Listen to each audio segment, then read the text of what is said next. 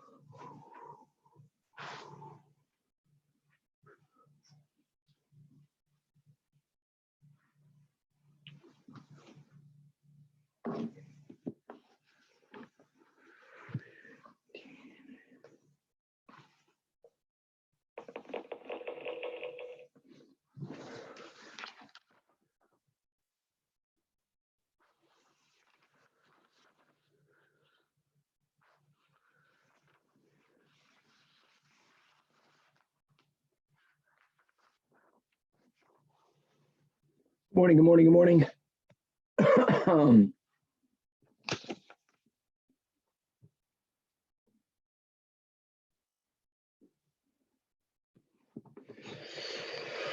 Wow.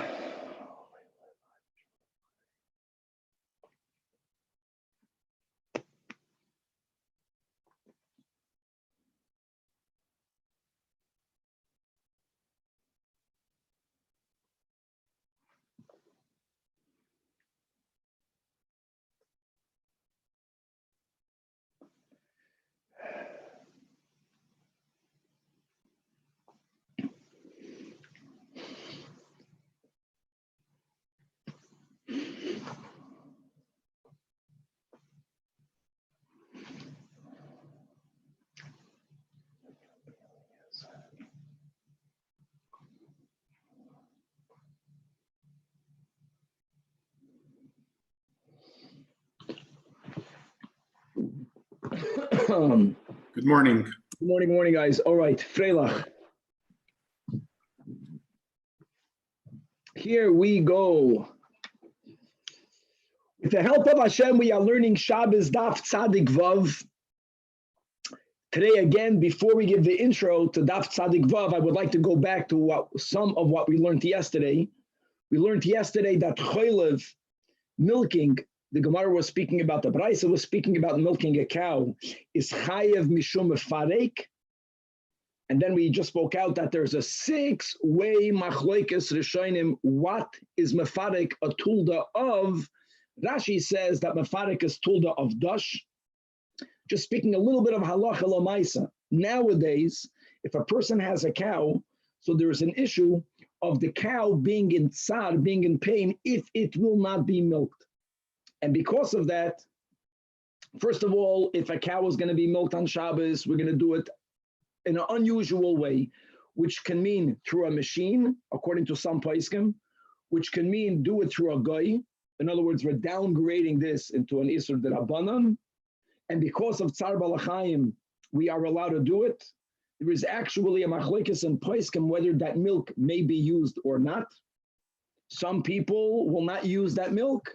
And similarly, when it comes to a woman who has a child who is in tsar, now, of course, a mother nurses her children on Shabbos, but we're speaking about a person, a woman who wants to extract the milk through a pump to alleviate tsar upon herself. That's something that we do. And some places can hold that not to derive benefit of the milk will be a better idea. And the way that will be done is that some put soap or some other detergent in the keli into which the woman is pumping her milk to make sure, so to say, that that milk indeed will not be used. Okay, coming back to Daf Tzadik Vav, we're going to be concluding Perek Hasiri. We learned already a Amid Plus, the Gavaldik Sugya of a Atzos Snakuf, which led us into the Rava's definition of their different rules of what size does the perforation have to be mevatel what toiras keli. And we're going to conclude the Perek by quoting some Amoraim that partially agree with Rava. Some of them, yes, completely agree. Some of them disagree with Rava. In other words, we're going to be closing up various dinim of perforations, specifically in a klei cheres. We're going to, God willing, start the 11th chapter, and we're still going to be learning about the general malacha of Hitza'ah, but this Perek is actually called Hazoirek, throwing. Now, carrying and throwing, as far as the malach is concerned, are the same. Just to speak out the differences is that when you carry something, the person is going along with the item that's being transferred. Hazoirek, when you throw something or when you pass something over, also, if you did an akira and a hanacha, you will be chayiv, but the chiddush here is that the person need not go with the object. We're looking if the object underwent both an akira and a hanacha, then you'll have a bona fide isur da'iraisa. We will learn a few details about passing something over, moishit, and there isn't a single chiddush, but there's a double chiddush when it comes to the malacha of moishit. As we will learn, being that we look at what happened in the Mishkan, there was something unique about Moshe that it does not fit into the regular rules. It's a lot more chamordik. We're going to learn again on Tzadik Vav Amud Beis, the Tosfos that speaks out that Hoitzah is called a Malacha Gerua. We're going to be learning the Shita of the Tana Rabbi Eliezer. The source of Rabbi Eliezer is a Masechta Kerisus. He's going to be quoted over here. He holds that if a person violates an Av, and its own tulda, you will be chayiv 2 chatois. Unlike the other shitas that we have been learning until now, that if I violate 2 separate avos, I'll be chayiv 2 chatois. Likewise, if I violate 2 separate tuldas, each one from a different av, I'll be chayiv 2 different chatois. But if I violate an av and its own tulda, just like if I repetitively violate the same av, behelamachas, I'm only chayiv 1 chatos. Rabbi Eliezer disagrees with that. We're going to be looking for a source that throwing daladamas b'reshus harabim is a biblical violation, and ultimately we're going to conclude here at Tzadik Vav that throwing and therefore also carrying b'reshus harabim is called a halacha l'Moshe Misinai, and we're going to open up the sugya of the Mekoshesh Eitzim. The Mekoshesh Eitzim is quoted at the end of the portion of Shalach. The word Mekoshesh, when we learn in Cheder, means to gather wood. We're going to learn a 3-way machlokes exactly what was the sin of the Mekoshesh Eitzim, and God willing, whether we'll finish it off today or whether we're going to start in the next daf. The next sugya after that will be who was the Mekoshesh. Okay, so Chavre, let's start where we left off. We left off on daf Tzadik Vav Amud Aleph. We are mamish on the top line. All right, Amar Rav Asi says Rav Asi that shoinen. But Geleren, shoinen is really an expression that's used in the Gemara when we are quoting works of Tanoim that were memorized by the Amoraim, that they know all of not only the Mishnayos that everyone needed to know, but there were certain unique people that were gifted with a Gavaldic memory. Like, sometimes it's expressed as Tana, Kamei, let's say, the Rav Nachman, and sometimes the Gemara opens up with the word shoinen. The following was taught by Tanoim. That Klei Cheres, when it comes to an earthenware keli, shiur b'koyin mashke, right? That if you have a hole that allows liquid to seep in, that will be enough to affect that keli's status of a keli. Okay, says Rashi, very important. Look inside Rashi, 3 lines from the top of the Amud. Kikoinis mashka, who the mevatale miha mitoiras mechatos. That in order for the keli not to be valid, to be used in the makings of the mechatos, in which you have to also gather mayim chayim in a keli, if there is a hole that allows water to seep in, it's no longer a valid keli. And v'loy amru nekev moitzi mashka chashuv nekev leklum ela legistera. However, there is a smaller perforation, which was the first in the series of 5 of Rabbi that we spoke out yesterday. The first is that if the hole is not large enough to allow liquid to seep in, but it's a hole that allows liquid that's in the keli to seep out, that only disqualifies a gistera from being a keli. A gistera meaning it's a shard, it's a piece from an already broken klei cheres. If you have a klei cheres and there's a hole that allows water to seep out, it won't be mevatel halachically that keli from anything. The first time a keli becomes invalidated, at least to making mechatos, if there is a hole enough that will allow water to seep in. Moitzi mashka is only going to be mevatel a shard, and indeed Rav Asi begins, right, let's read it inside. In other words, Rav Asi agrees to the first two statements that we learned yesterday in the name of Rava. But now let's understand the logic of that. If a perforation that allows water to seep out has a koyach to be mevatel that mitreidas keli, then why only on a gistera? Why not if I have a normal coffee jug? Would you drink coffee out of a jug that the coffee drips out? So why would it not be mevatel that?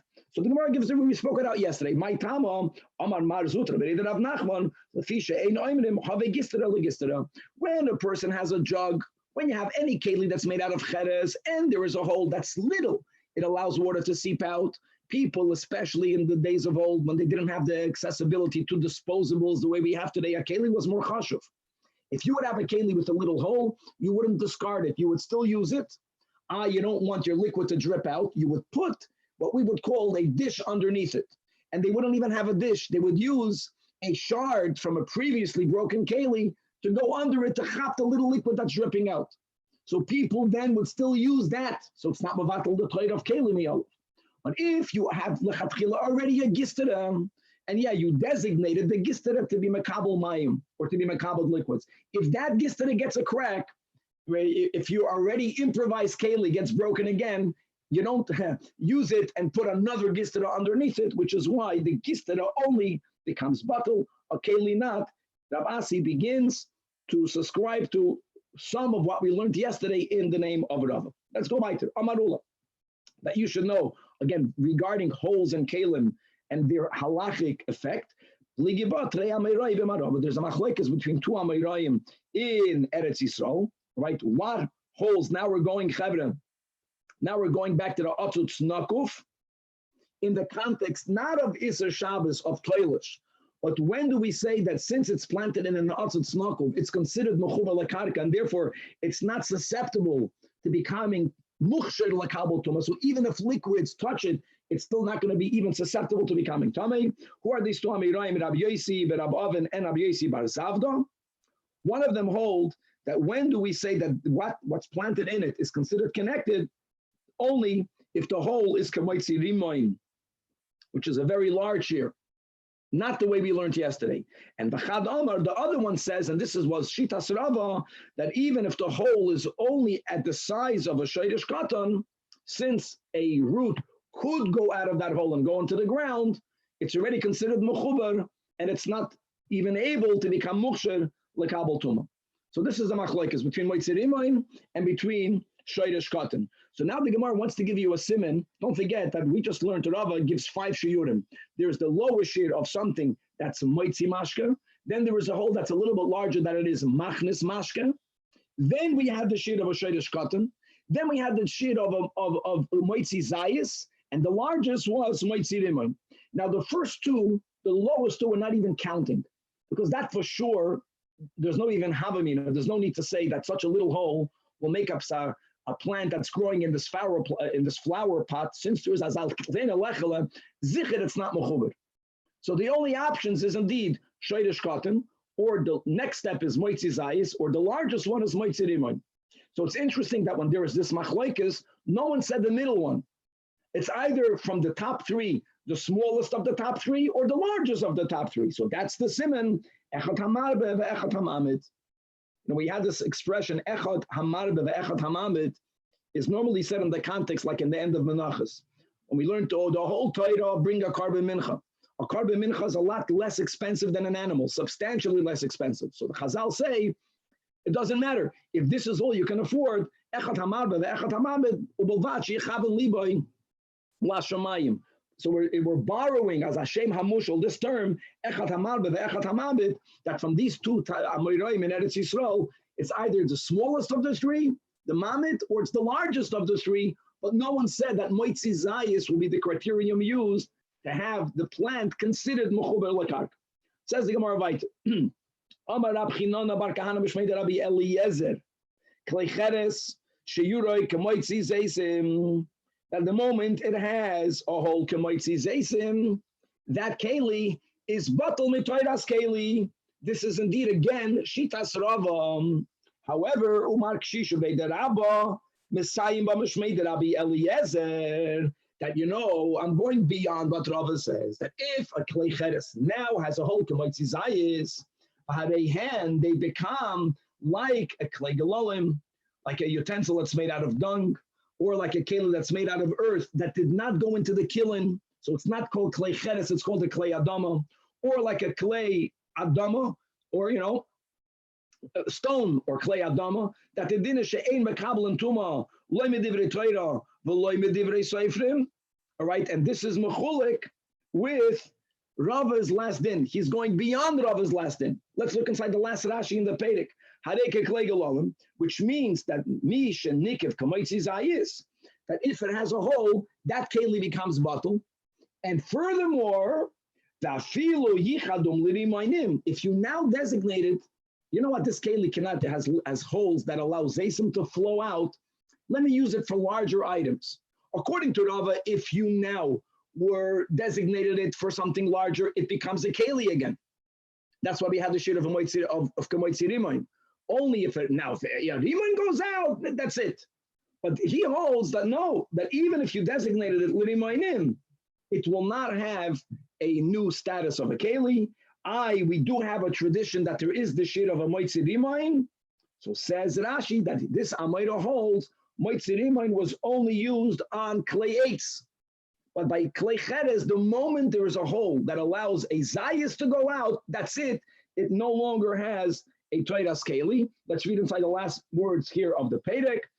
In Summit Puzzle, here he does agree to Rava. He holds achi epaches rubai. So if you have a klei cheres and it's tightly covered, and the klei cheres doesn't only have a hole kamoitzi zayis, the klei cheres even has a hole that allows a rimayin to go out. Imagine. So as far as it being a toiras keli, it's not a keli. But as far as this one unique din, not about it, that it protects items that is inside of it.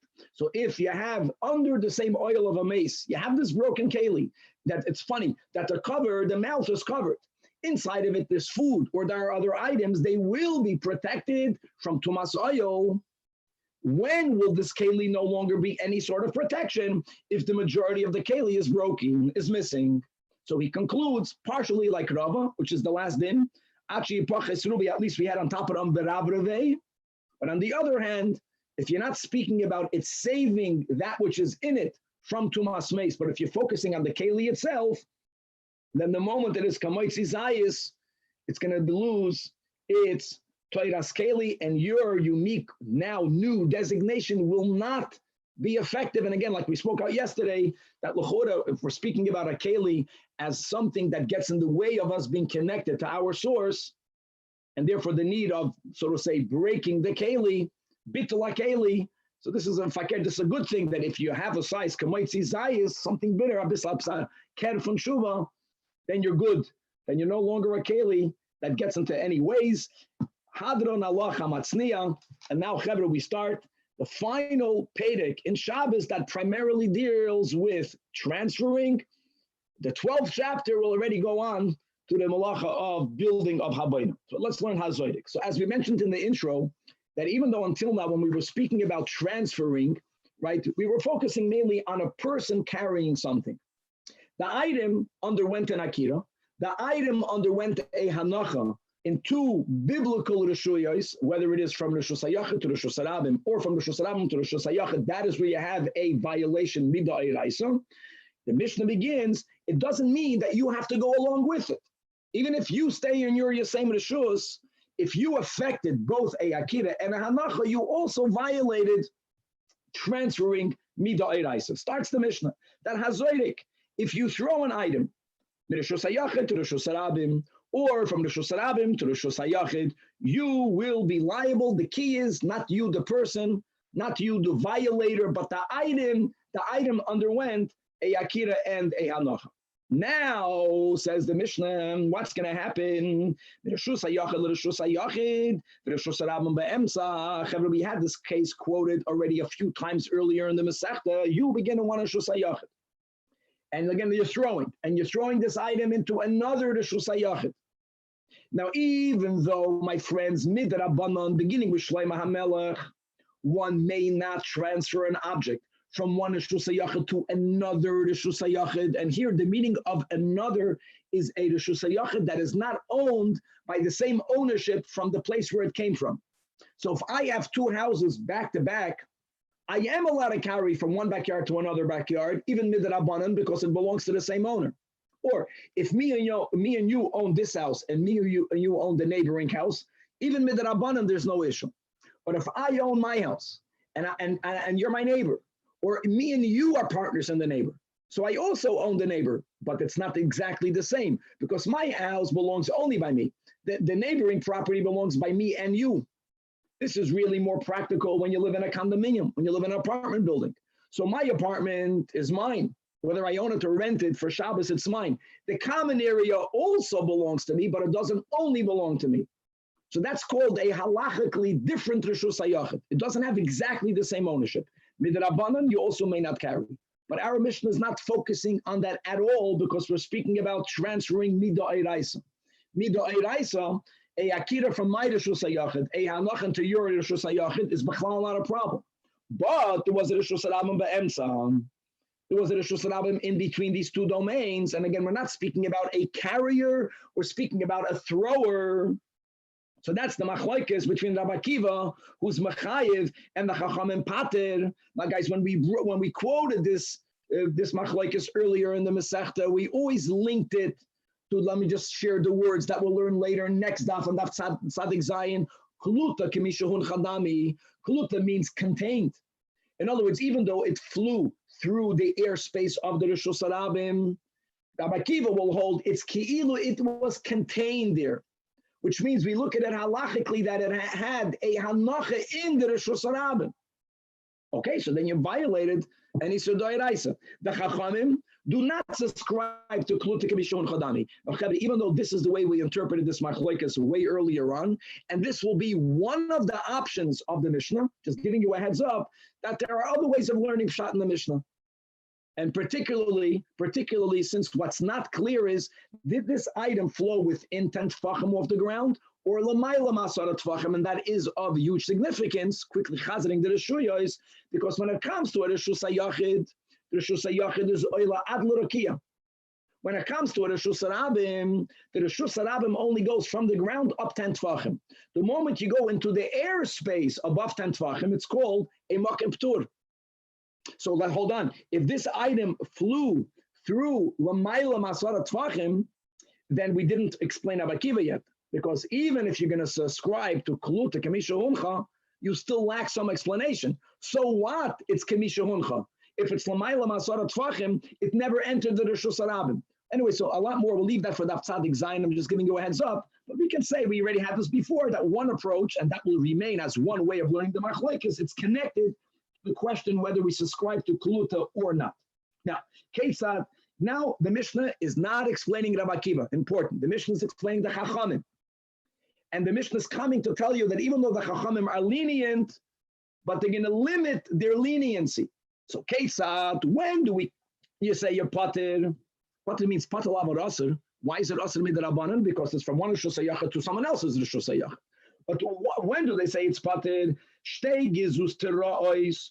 A gezustera is some sort of unwalled porch, which was common in the times of Chazal. So you had different beams protruding horizontally out of your building, and on it they would put a plank for you to be able to stand outdoors without going downstairs, a porch.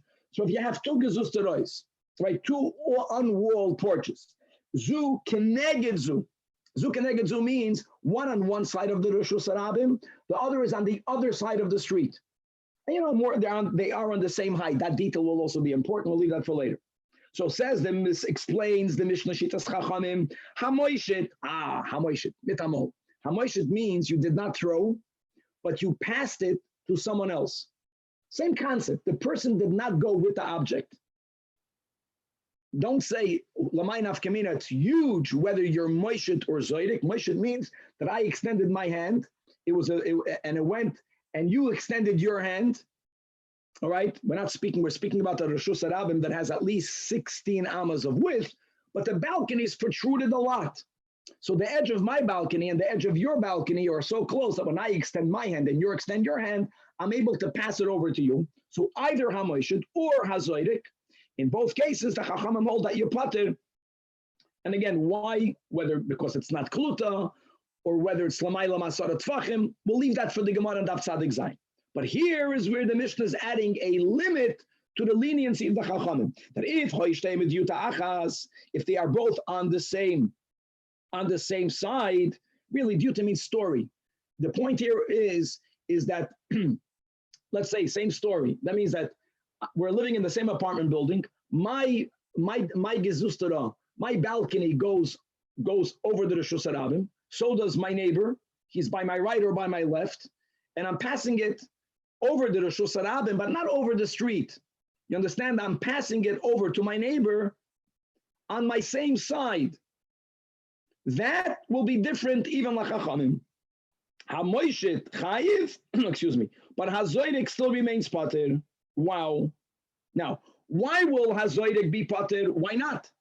The Chachamim said that when you're zoydik min reshus hayachid l'reshus harabim, even though there is a reshus harabim be'emtza, they already established, excuse me, that you're pater. The Mishnah has to explain why will the Chachamim hold over here that since you passed it over, you're going to be chayiv. Why? It went akida b'reshus hayachid, hanacha b'reshus hayachid. It went over reshus harabim. So what? That you passed it over? So it says that's the key. Since this is the way the Levium would transfer over the Keroshim whenever they would dismantle the Mishkan in order to go on a journey.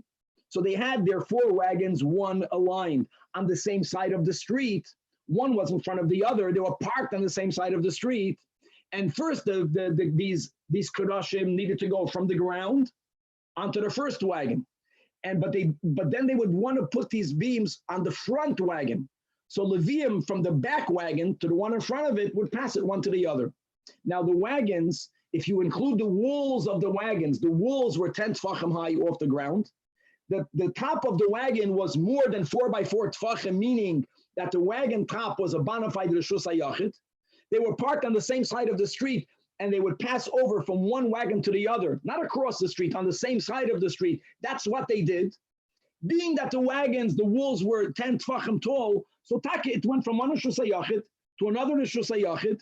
It was handed over. There was some space in between one wagon and the other, but that's what they did. That's the way they got ready to travel. So since that was the avoid of the Levium, one behind the other on the same side. That they were moishitin hakrashim mizulazu, they would pass the krashim over one to the other, and however they were not zoydikit. That's key. They were not zoydikit. Why did they not throw it? Look inside the last line in the Amud Nashi. Avaloi zorkin she'ein oisem hakrashim nizrakos b'pnei koivdon, because they were very heavy. In the Yerushalmi it says b'pnei kevoidon. The vav is after the vase. It's not bachavadik. It's not honorable to throw. Actually, some achronim suggest that what we have is a tos in the girsim. It's not because of the fact that it's heavy, but bachlal, since it's not bachavadik to throw things, even though we'll learn an exception on Amud Beis, so there was no throwing in the Beis Hamikdash, and because of that, only that which is similar to what the Levium did, even though it doesn't fit the rules, because lechachamim, reshus hayachid to reshus hayachid, from here to there, you should be pater. But this type of handing over here, since that's kach hoya avodas haLevium, you're going to be chayiv. And not only do you have therefore the chumrah that we say it's an exception lechachamim mireshus hayachid l'reshus hayachid. I want to give another exception. The other exception is not that long ago we learned the whole sugya, my friends, of shnaim sha'asu. Not only shnaim sha'asu, but the first Perek, the first Mishnah and the first Perek spoke about the fact that if one party only does the akira and the other party only does the hanacha, again, biblically, you are exempt. Here, think about what happened. When I'm passing over the Kaddish, I'm a lever and you're to you, okay, so one party did the akira, one party did the hanacha. So that's another exception, but since that's the word, that this was shikach hoisa avodas haLevium, so dafka in this case, you did the same thing. You are on the same side of the street. You pass it from one reshus hayachid to the other. You're going to be, nevertheless, even lachachamim, you're going to be chayiv chatos. Okay, so that's a very important klal. Don't forget, all of the avodas ultimately are learned from what happened in the Mishkan. So if you're doing something that b'diuk happened in the Mishkan, you'll be chayv. Now we don't say, since that happened in the Mishkan, so why don't we say that you never have to do an akira and hanacha? Why don't we say that shnaim shasus? We don't say that. The moishid part is the exception. The rules and the definitions of carrying remain as we had up until now. Chevra daf tzadik vav amid beis. This is a very important amid.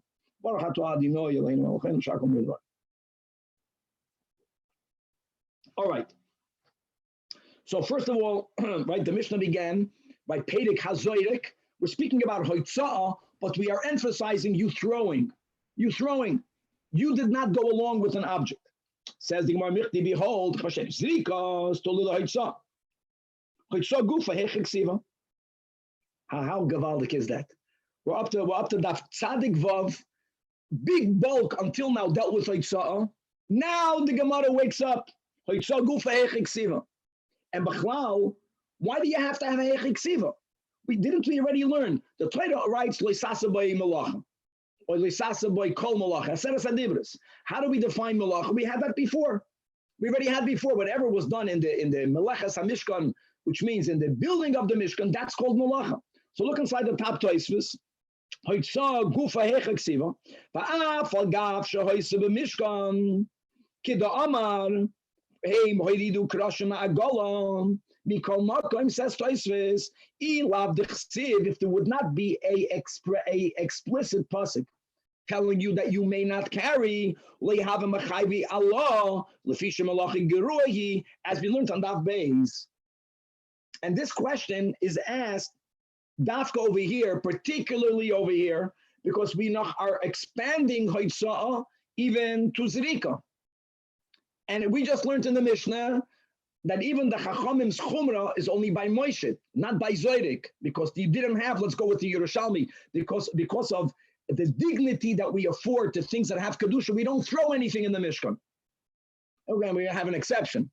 So you're building a building, limited at least to carrying and not to Zerika. That will be one way of understanding. But Elama, since we have a pasuk, after pasuk specifies that transferring is asur, so now we apply the rule of Avon Tulda, that if something logically is similar to it, then it's going to become asur as well. Okay. Rabbi, what does Malacha Gerua mean? What is the definition? Malacha Gerua means it's weak. It's a weak Malacha. Why is it a weak Malacha? So this, again, Al Pi Chasidus, is the words are beautiful, that the definition of what we rest because God Almighty rested. God was not tired. The definition of God's resting is Hashem stopped creating. The emes is Hashem is creating the world every instant. If not, the world will not exist. Elama, words are Hasidic words, that Hashem during the week is creating through his words. During Shabbos, Hashem creates with the Oisis HaMachshava. There's a certain level of creation that ceases to exist. So when we rest because God is resting, our resting also means that we stop creating. Now, we only create yesh miyesh, which is called we transform things. Okay, that's exactly what we're not allowed to do.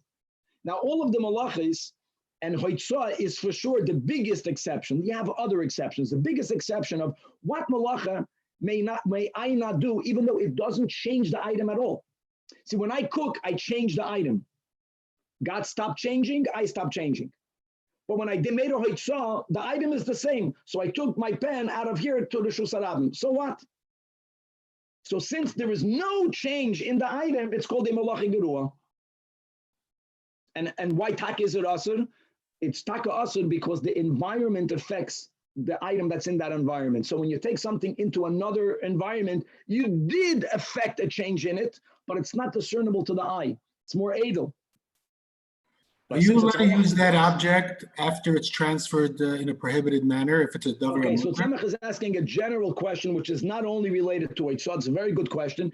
If someone was mechalal Shabbos, now can you have hana'ah on that item that underwent a chilul Shabbos? So we spoke out today, for example, in the intro regarding a woman who is extracting her milk through a pump or through asking a guy to put on a machine. Right, and we said that for sure, l'kula alma, that milk should not be used. First of all, there was no chilul Shabbos midairaisa because we do it through some sort of shinui. All right, and even then, and we are allowed to do it because of tzad. but we don't want to have hana'ah. So when I get tzemach, the general answer, it's a complex answer. It's a simple question. When it comes to food items, we are a lot more machmir, especially by bishul. It means if food was cooked on Shabbos, we learned the three-way machlokes tanoim also earlier on, right? According to some tanoim, even if I did it b'shoigig, no one can use it on that Shabbos. When it comes to other of the lamates malachas, lav dafka. We don't always say it depends whether it was b'shoigig, whether it was b'mezid. It's not as simple. Every case is a case. There will be sometimes that after the fact you may now continue to use it. Let's go on over here. Michti again. Tulda zrika michtin zrika tulda doitzayi hoitza gufa hechiksivi. Amar Rabbi Yechanan answers the Gemara the Amar Kram. We're quoting my friends of Pasuk in Vayakel when the Torah is recording not God's command to Moshe, but Moshe Rabbeinu's command to the Yidden, and how Yidden actually brought donations. And this is the only time we have a case where a fundraiser told the donor, stop donating. It says, etc., etc. But how does the pasuk begin? Moshe commanded, it wasn't stop a command. He made sure everyone knows about it. That what? Don't bring anymore. Now, why did he stop? Why did he tell people to stop donating? So the Gemara is saying, you know why? Not because it was on Shabbos.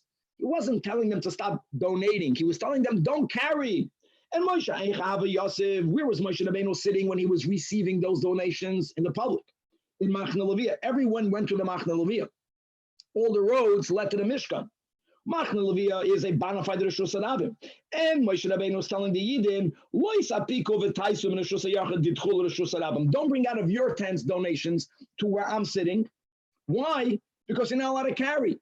So that's an explicit source that he told them to stop bringing because of carrying. Now there's a Gavaldik Apinei Yeshua that says like this. When did this happen?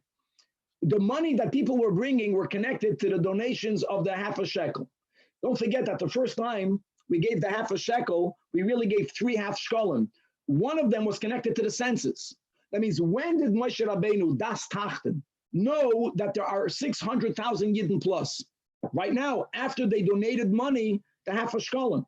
One of, not according to all of the Rishonim, but according to many Rishonim, one of the biblical definitions of it is if you have going on it, 600,000 people.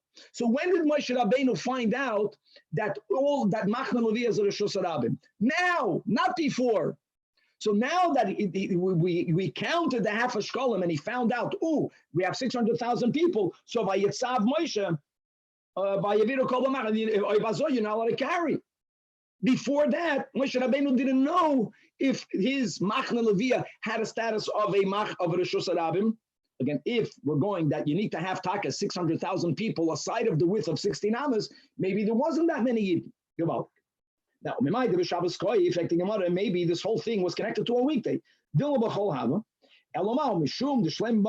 Since there was taka enough money, as it says clearly in that pasuk, that it says which is amazing.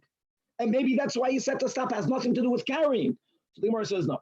First of all, we have Exeter Shabbat. The Torah uses the word here in Vayakel, Vayaviru. Okay? Which means they sounded. Vayaviru. It says in Parshas Vahar, B'negeya, a mitzvah that's done on Yom Kippur of the Yovel year, V'ha'avarta shofar teruah. And when that mitzvah was given, that pasuk is discussing a day of prohibition because the shofar is blown on Yom Kippur. Afkan, that the Torah uses the words Vaya Aviru. What day are we discussing? When did Moshe Rabbeinu say to stop bringing? It was a day of Isur.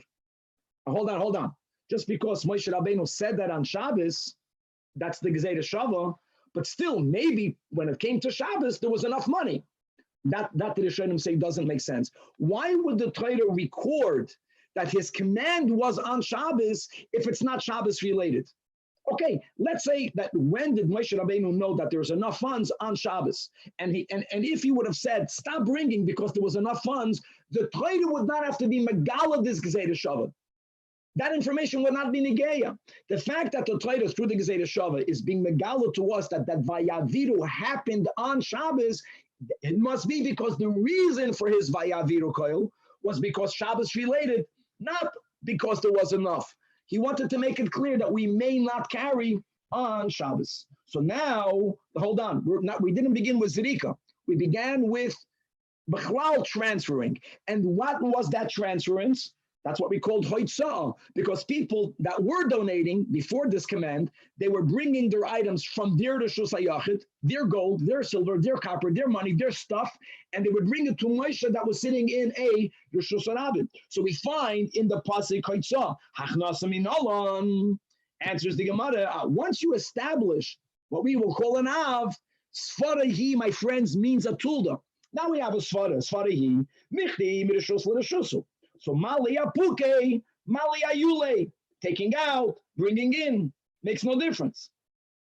However, since the source is a case of Hoitzah, Miu Hoitzah Av, and Achnasa is a Tulda. And not like we had on Daf Ayin Gimel on the base, for example, when the Mishnah spoke about sowing a seed, Ziriya, Hazoireya, and we learned Tatana that Nitiya, that planting a sapling, is more than a tulda. Certain things are so similar that the Mishnah only mentioned one, clearly, right? But we learned that Noiteya is Zoireya, Av, it's not a tulda of it. Here we are acknowledging that it's Takas Farihi, so it's a tulda, but it's only a tulda. There's a Hitzah, and there is taking out, and there's bringing in. Okay, weiter. Now, says the Gemara, why did you have to mention that? Michti, behold, that ahamachayev, whether you violated, we're speaking about the shogeg, the av or the tulda, you equally chayev achatos, it's asur mida oiraisa. So why are we using the word av and why are we using the word tulda? Is there an nafkamina? So the Gemara gives two important approaches. Number one, nafkamina. This is mamish like the yesodis of the whole Shabbos.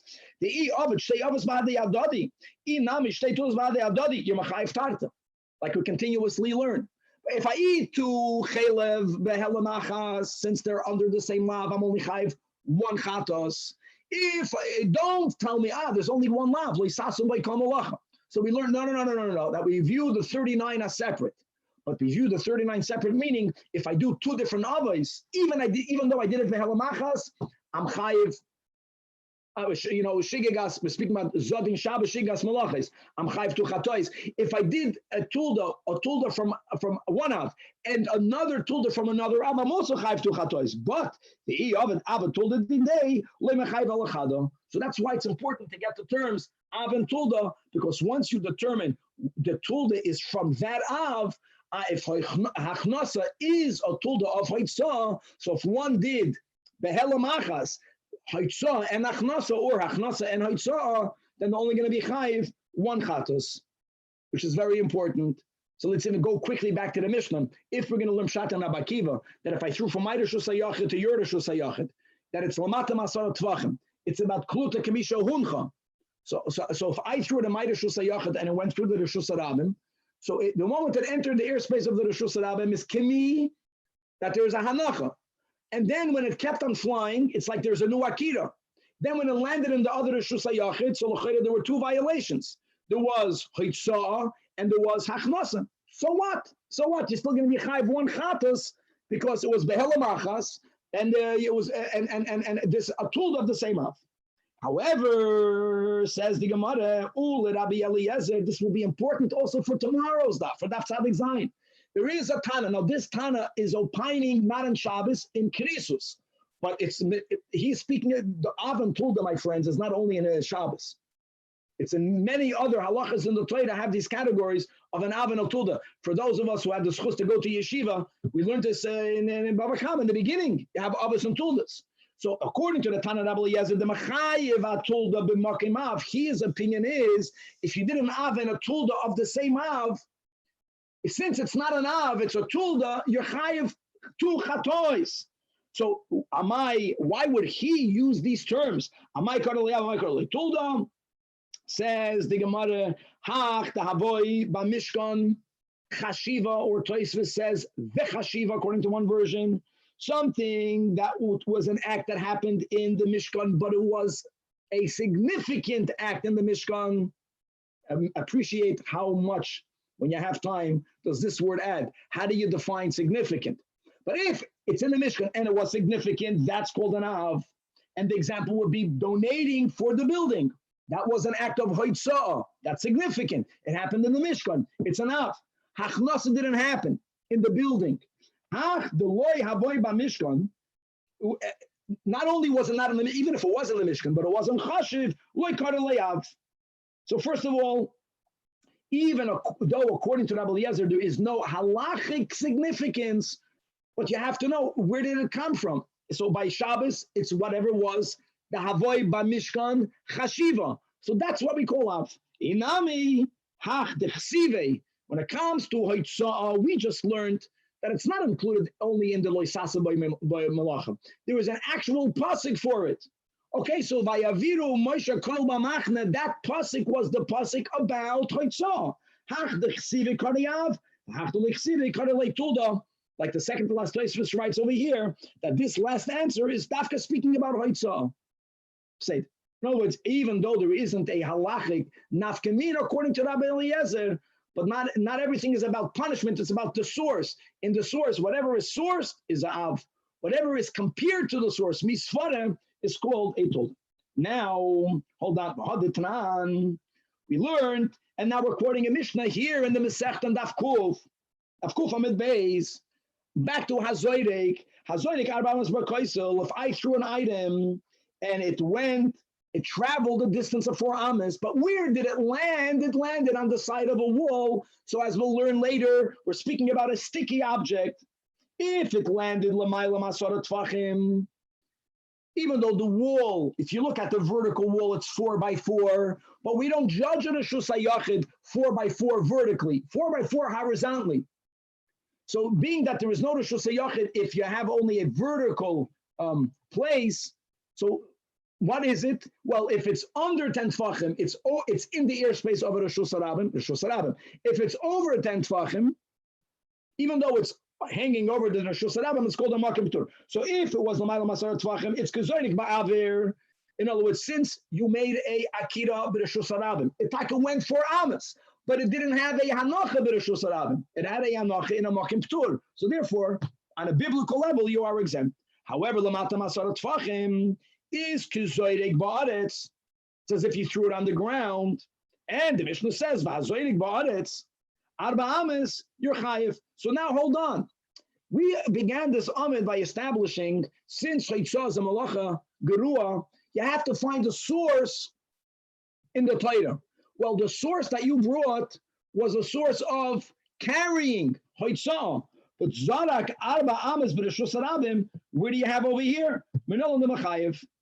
This question is especially appropriate here because, again, it's not if throwing from a Reshus HaYachid, landing in the Reshus HaRabim. We're not asking that. At least not now. We're asking something more, something that's even more dissimilar to the source of Ayaviru Kol B'machna, which is throwing mid-Reshus HaRabim, li-Reshus HaRabim. Where do you machlal? How do you get to here? I'm Rabbi Yoshia. No, in the Mishnah we had that. And we're going to go back and forth a bit, and we're going to refute this approach. But this approach will be the weavers of the curtains. They sometimes would have needles, and they would throw the needles one to the other, and they would throw it more than 4 amas. So hold on. First of all, people that weave, you weave with looms. You don't weave with needles. All right, you sew with needles. You make embroidery with needles. So first of all, you're right. I didn't mean weaving. I meant toifrei yiriyos. Toifrei means either making an embroidery or in the shmata business. Sometimes after the machine, after the loom woven item, something is wrong. You have to fix it. You fix it with a needle. Okay, even if that happened, now you see why it doesn't go into the problem of it's not bachavadik, because you're throwing not an item that's holy, you're throwing a keli that's needed to fix the klei kodesh or the yiriyos. But hold on, how do you know that they threw 4 amas? Maybe if you think about it, maybe they were sitting one near the other. Maybe they were sitting within 1 am of one or the other. Mar says, no. That mati hadadi b'mechatim. No. When people are using needles in their avodah, they don't sit mamish side to side, because then by the toes, or making believe the toes, you'll stach your neighbor. So they sat far apart. So the Gemara says, fine, they don't sit mamish side to side, but how do you know that they were 4 amas or more? That's already 6 feet. That's a lot. So because of that, we go back. Ella, Amar Rab Chizda. Now here you have to push it, know how people would use a loom in the weaving process in those days. Today you have machines that's a little bit different. Part of the loom, there's a part of the loom that's called a buchyar. A buchyar in English is called a shuttle. That's the part that holds the weft threads. And if you're standing on, if I'm on this side of the loom and you are on the other side of the loom, sometimes I would throw that to you to make that thread go over the merchandise, and you would throw it back to me under, and the over and under would be by throwing the buchyer one to the other. That's something that was done. Says the Gemara, hold on. Okay, true. Some of that manual old-time machines weaving was done by 2 people working on the same schayra, they're throwing this shuttle one to the other. But you know what happened? When I threw the shuttle, the thread was still in my hand. And we already learned that on a do'iraisa level, if I take an item, let's speak about a spool of thread, and I throw it out of my window, and it lands on the ground, if the thread is still in my hand, it didn't fully have an akira on a biblical level. So that's not a good enough of a source, because we have to find a source where there was a full-fledged akira and then a full-fledged hanacha. Zrika daladamas b'reshus harabim. It's interesting to note that it's clear that the place where they were weaving was a halachic reshus harabim. Interesting. Today, the whole world is different. You have a factory, you have a closed area, a bona fide reshus hayachid. That's not the way it happened in the Mishnah. Anyways, you're holding the thread in your hand. So whatever was released is not a full akira. It must be that the niska basra, that when you come to the end of the spool, when there's nothing left in your hand, and even then you would throw the shuttle, there Taka made a full akira. The Gemara says I'm not happy with that. Why am I not happy with that? Because the loom, my friend, was 3 tfachim off the ground, but the loom, the machines, my friends, the looms were not 4 by 4 tfachim. And anything that's 3 tfachim off the reshus harabim, but it's not 4 by 4, that's a bona fide makom ptur. These buchyars were thrown over the loom. So really, even though it was within 10 tfachim off the ground, but it wasn't over the pavement, it wasn't over the sand, it was over the loom. That airspace has a din of the loom, has a din of a makom ptur. So makom ptur azli,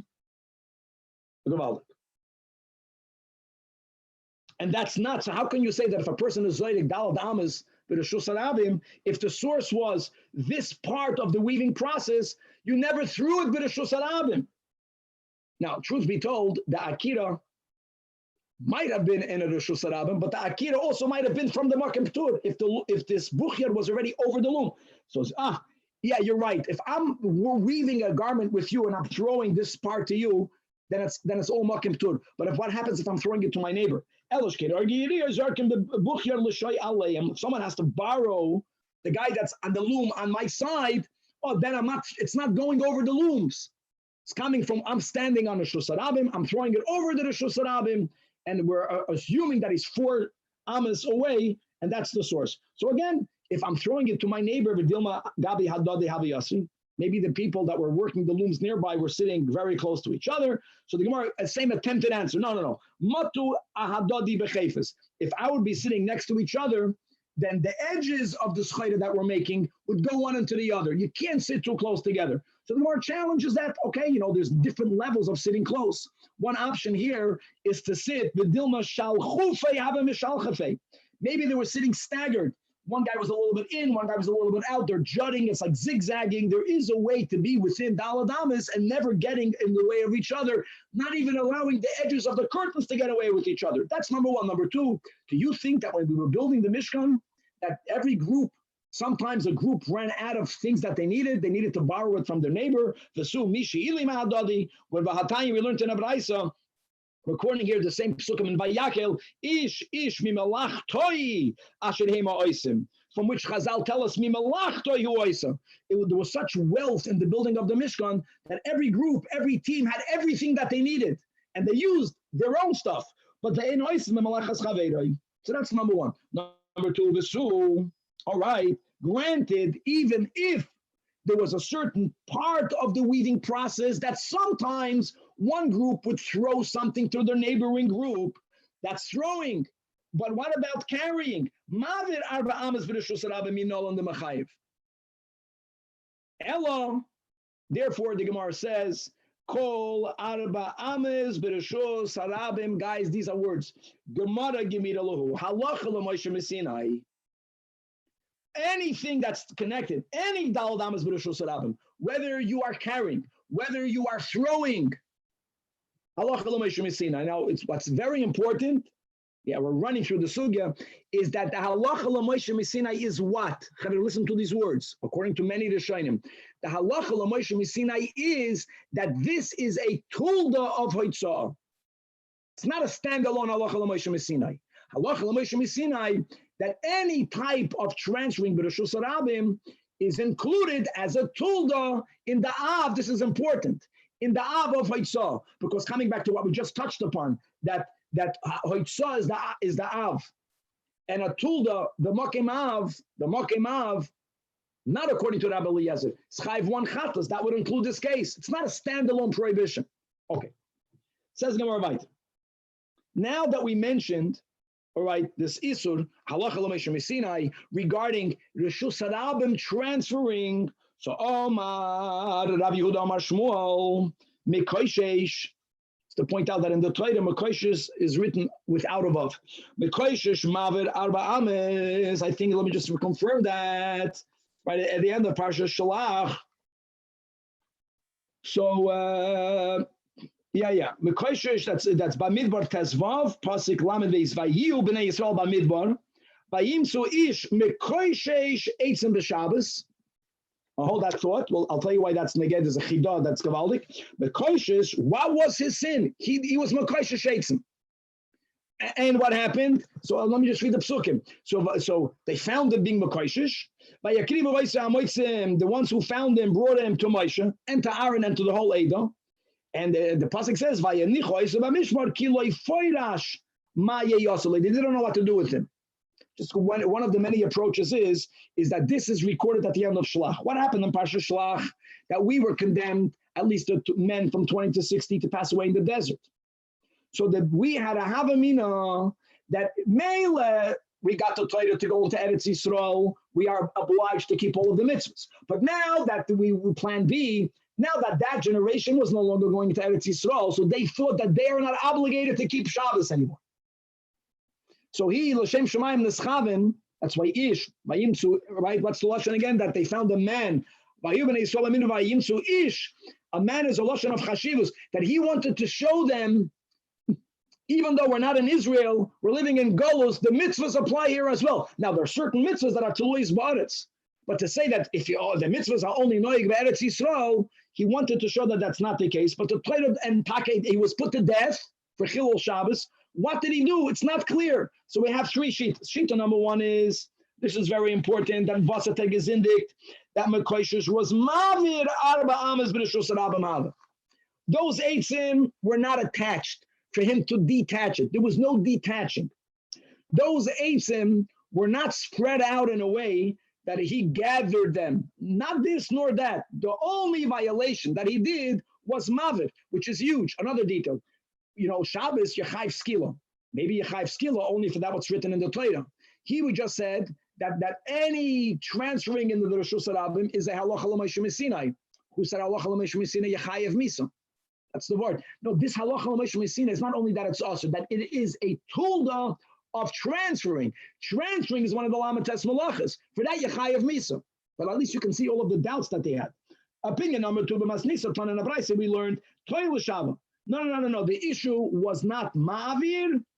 The issue was what we will call Koitzer, because those eitzim, they were attached. So he detached them. And Rabbi Yaakov Omar, Ma'amir Hava, he gathered them.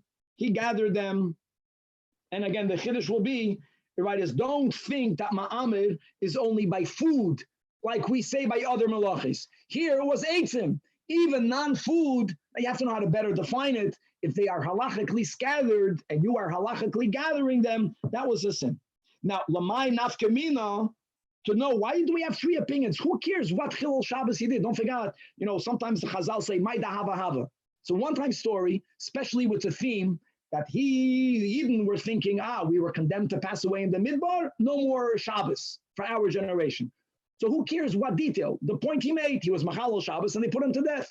So the Gemara, so Lamay Nafkemina, Lichadarav, Domarav, Matzasi Nigilas Sodom Bei Rabbi Chia, before the Torah Shema Peh was written down, even though we were not allowed to formally write down the oral Torah, but every Talmud was allowed to take notes for themselves.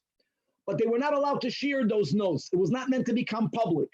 So in the yeshiva of Rabbi Chia, they found one of those Megillas that were hidden, the Megillas that were written by Talmidim of that time for themselves. And what did he record? The Kosev Boy, that the Tana Isi ben Yehuda says, Avos Malachos, Arboim Chasar Achas.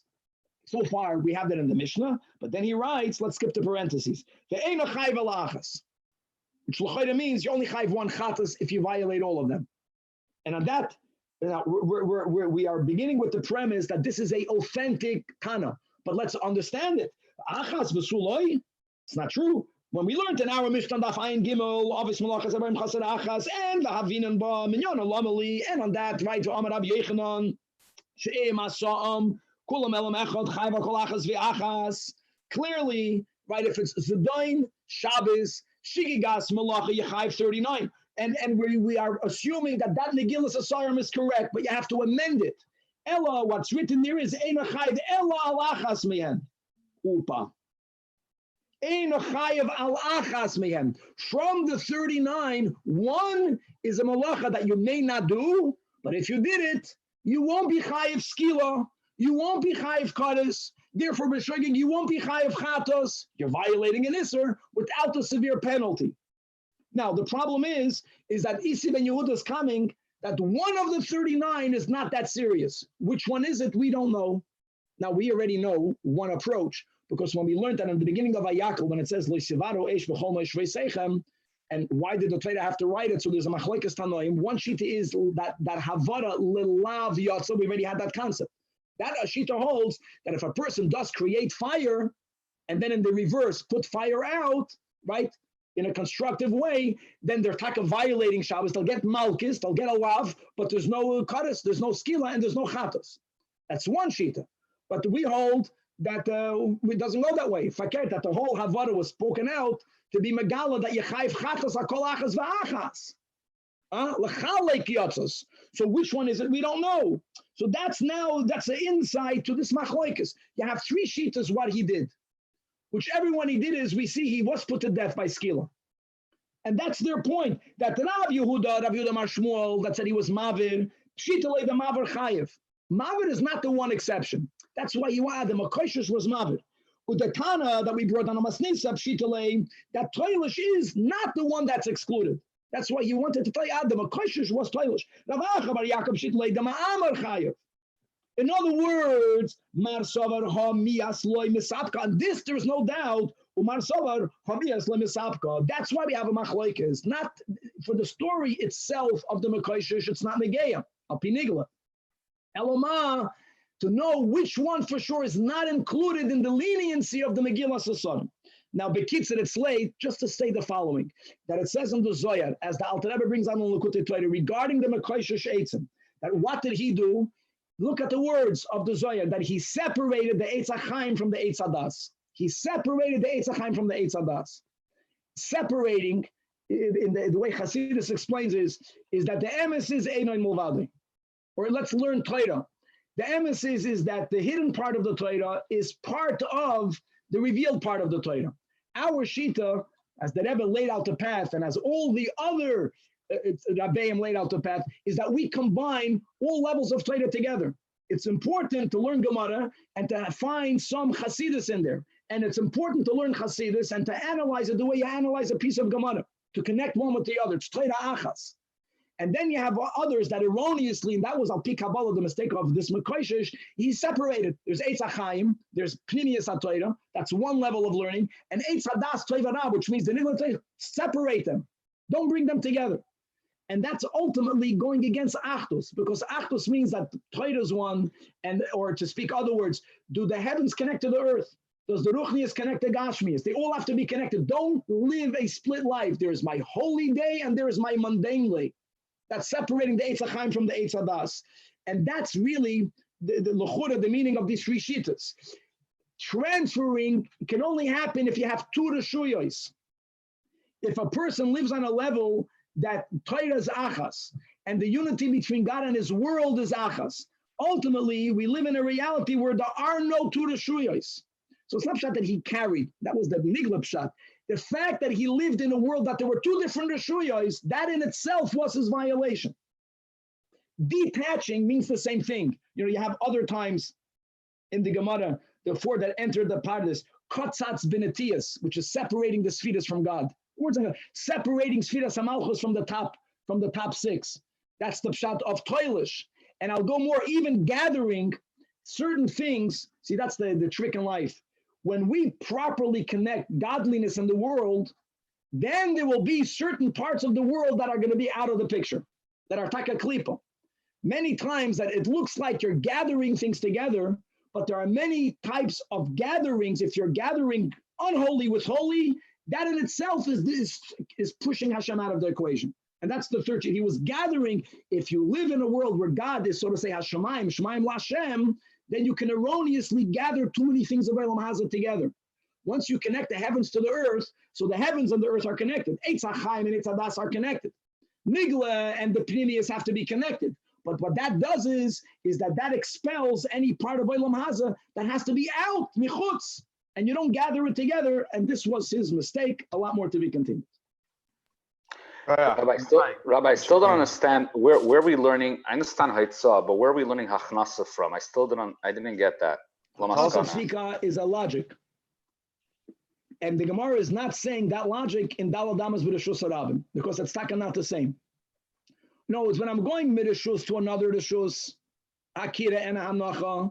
So the case of the Torah was people donating. They donated from their tent to Moshe Rabbeinu, who's sitting in the public, Haitzah, and Maliyah Puki, Maliyah Yulei. That makes sense? It's a tool. But everybody agrees that that's that taking out is the Av Malacha here as it relates to carrying, right?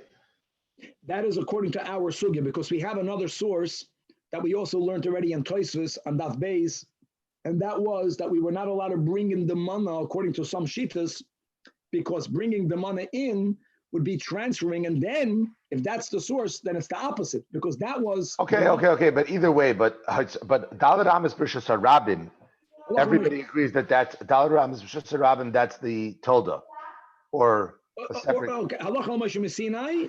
Yeah. Give me the money. Give me the means Halacha L'Moshe Sinai.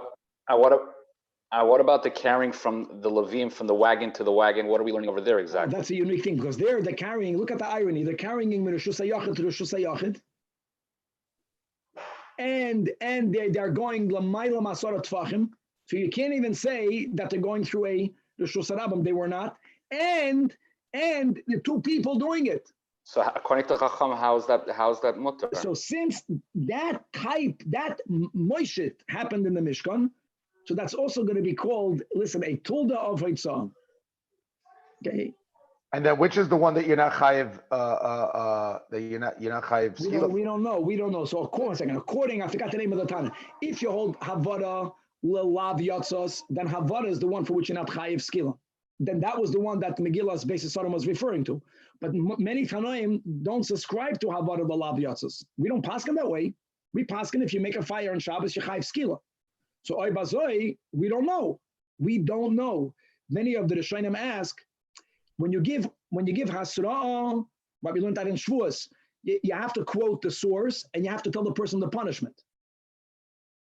And since we don't know what that av was, which av you're not chayav for, so how can you ever give a person a hasra'ah? It's always called hasra'ah suffix. These are the big questions. Because what are you telling a person? Don't cook because you're going to be chayav skila. No, you can tell the person don't cook because you might be chayiv skila. How do you know you're chayiv skila? Thank you. Are we on for tomorrow night? No, so we're back to Sunday morning. Sunday morning, 7 o'clock. 2 hours. 2 hours. Good Shabbos. Thank you. Rabbi, Thank you, Rabbi. Rabbi, one more question I have. Yeah. Just a quick question. You know, on the first Taisvis in the first parak that we learned, it talks about Haitzah Grua. Yeah. Why? I mean, I'm looking at an obvious question. Why wasn't Zajac included in the parak of Haitzah Shabbos? Isn't it connected to each other? I mean, it's Haitzah Grua. Are we talking about the same thing? Okay. So let's like a speak up. Zrika is a tulda, no doubt, of Haitzah. And the way this is so many. The way we'll learn Pshat is that until our Mishnah that we did not expand Haitzah to include Zrika, we tolerated Haitzah without asking where was it. But now that we're making it like an avena tulda heicha dahava b'mishkan chashiva, now we're trying to find where was it in the Mishkan. Where was it in the Mishkan? And we want to find a pasuk for it, explicit. And now we found a pasuk that's speaking about Meleches HaMishkan in the best way. Meleches HaMishkan begins with the donations for the Mishkan. That was a Haitzah. So now that you have a bona fide av, now you can grow a beard. Now you can add tuldas. And we're adding Hachnasa as a tulda. We're adding, according to the way we're learning Pshat, the halacha l'Moshe Misina is add Zrika, add Moshe. All of that is called a tulda. It's all a tulda of Haitzah. Shkach, thank you. All right, Shabbos.